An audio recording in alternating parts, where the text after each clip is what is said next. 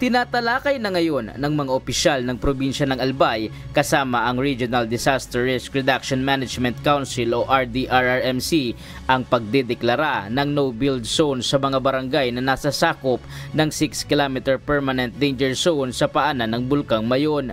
Nagkaroon na rin ng rekomendasyon ang National Economic and Development Authority o NEDA na limitahan na ang land use sa mga lugar na malapit dito.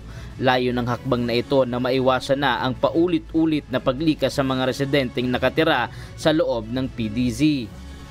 Inaasahan naman na kung maisusumite na ang rekomendasyon galing sa RDRRMC sa sangguniang panglalawigan ng Albay at makapasa ito, mababawasan na ang bilang ng mga pamilyang kailangang ilikas kung sakaling muling mag-alburuto ang Bulkang Mayon. Matatandaang mahigit sa 4,000 pamilya ang kasama sa relocation program ng pamahalaan base sa Mayon Resilient Recovery and Rehabilitation Plan ng Albay. Ryan Salatandol, humahataw sa balita ngayon.